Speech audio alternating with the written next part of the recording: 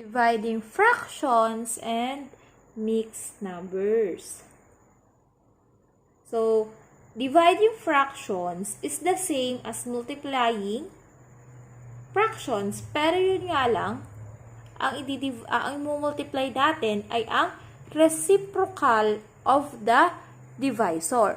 Ano ba yung tinatawag na divisor?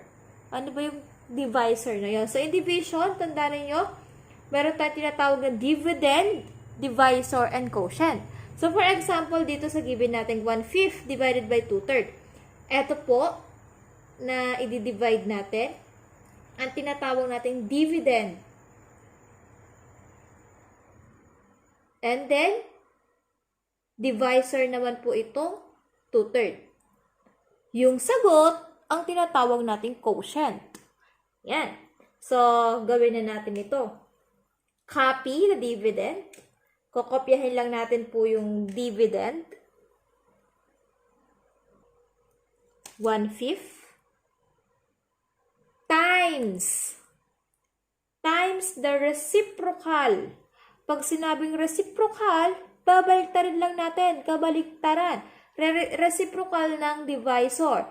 2/3, kapag ni-reciprocal natin ito, 3/2. Ang reciprocal ay 3/2. Yan. Ulitin. Copy lang natin yung dividend. 1/5. Walang babaguhin doon. 1/5 times the reciprocal. I-reciprocal natin to ha. Reciprocal. Babaliktarin natin. Ang reciprocal ng 2/3 ay 3/2. Yan. And then, multiply na natin.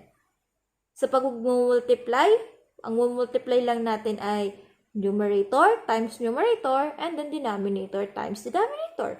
1 times 3 equals 3. 5 times 2 equals 10. Okay, final answer na siya kasi naka-lowest term na.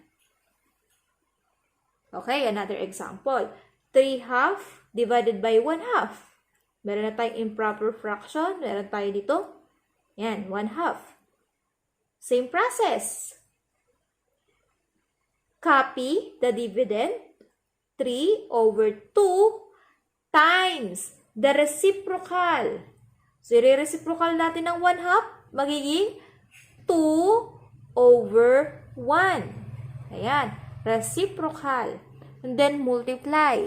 Tulad ng sa multiplication, use cancellation if possible bago ka mag-multiply. Okay, so hindi mo na gagamit dito ng cancellation. Kahit may pwede ditong i-cancel, ano? So, ito muna yung una. Hindi tayo gagamit ng cancellation. Diretso tayo sa pagta-times ng numerator times numerator. 3 times 2 equals 6 over denominator times denominator. 2 times 1 equals 2. Or 6/2. So, kailangan natin itong gawing mixed number or mixed fraction. I-divide lang natin ang numerator sa denominator. So, 6 divided by 2 equals 3. 3 times 2 equals 6. Okay. Remainder 0. So, the answer is 3. Okay. Gamit tayo dito ngayon ng cancellation. So, sa pangalawang way natin, gamit tayo ng cancellation. Yan.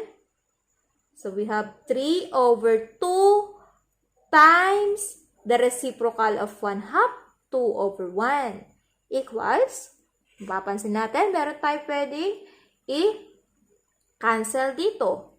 Pwede natin i-cancel ang 2 at saka yung 2 sa baba.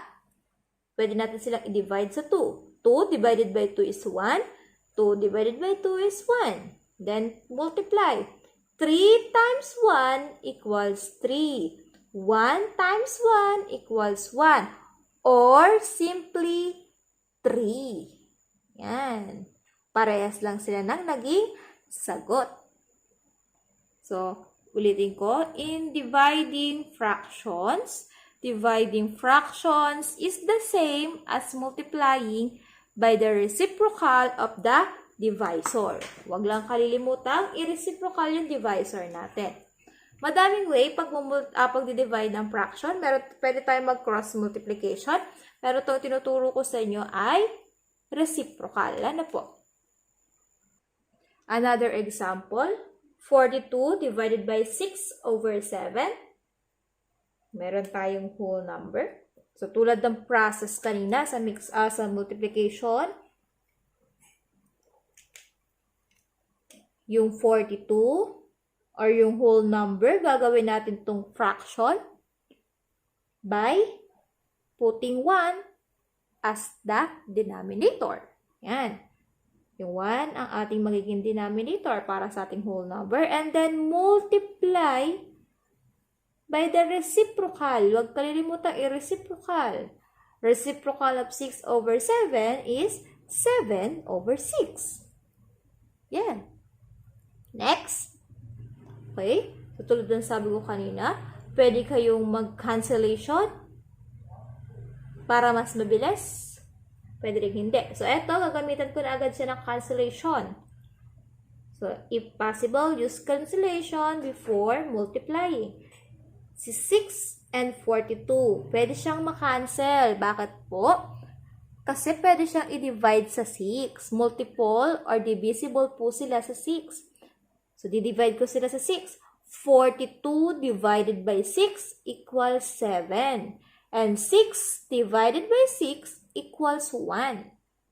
Meron pa po ba? Wala na. Sa pagwala na, diretso tayo sa pagmumultiply. 7 times 7 equals 49. 1 times 1 equals 1. Or 49. Next. 30 divided by 5/9. Gagawin lang ulit natin itong fraction.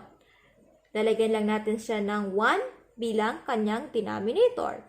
So, 30/1 times the reciprocal ng 5/9. O, reciprocal, huwag kalilimutan.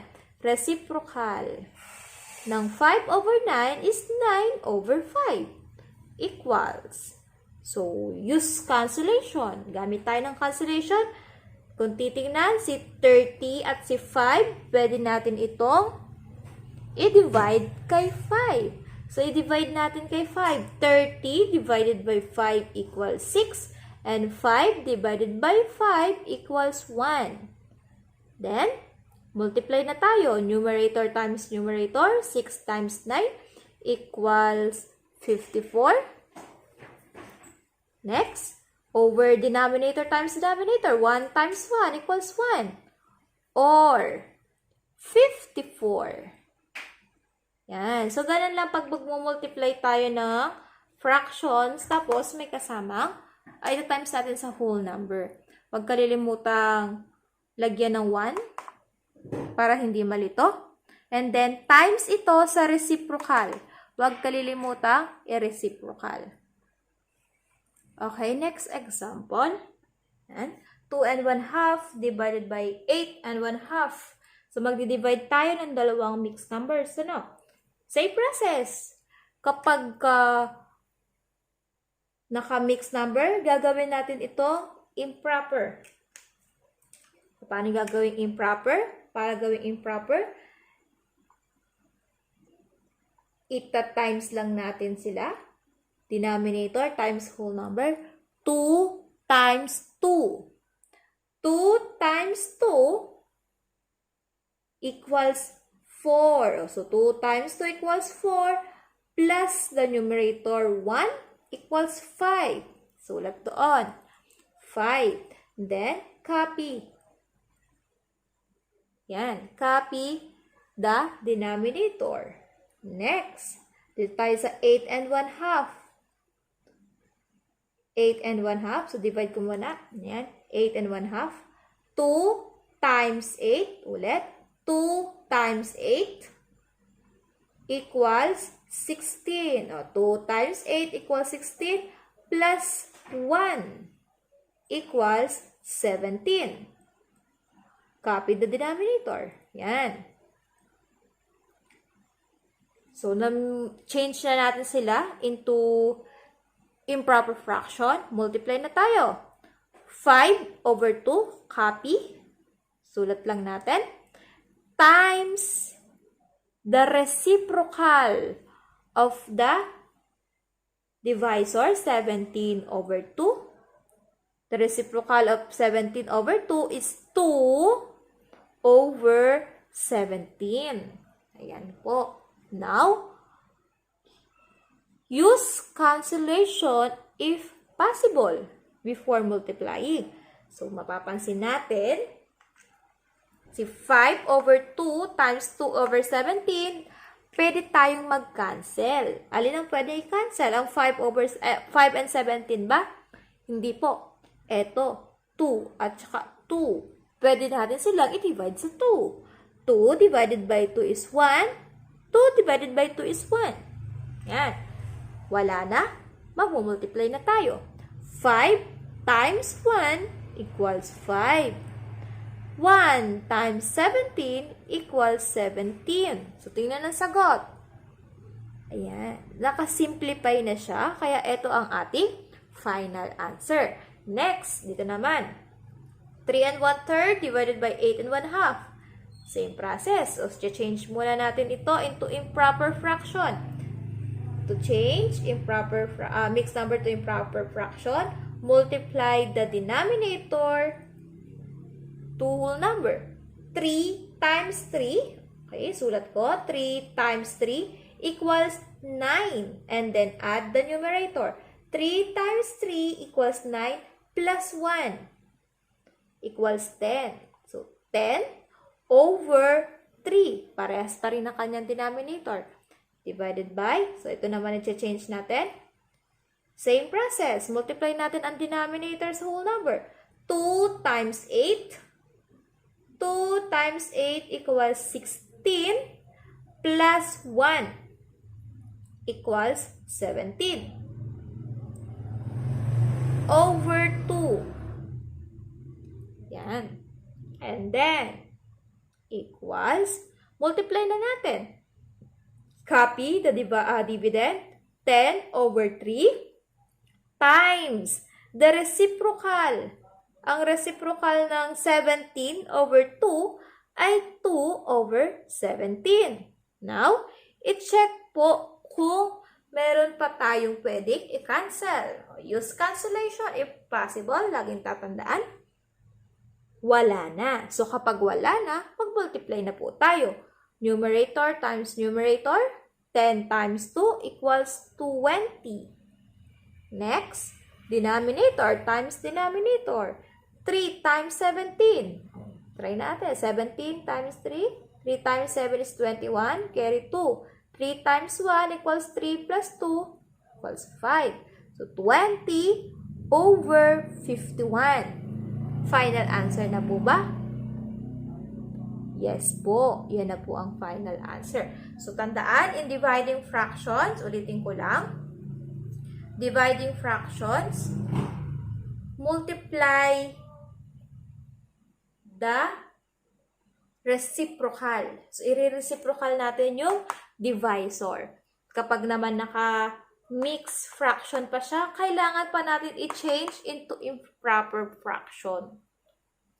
Kapag naman naka-whole number, lalagyan lang natin siya ng 1 bilang denominator.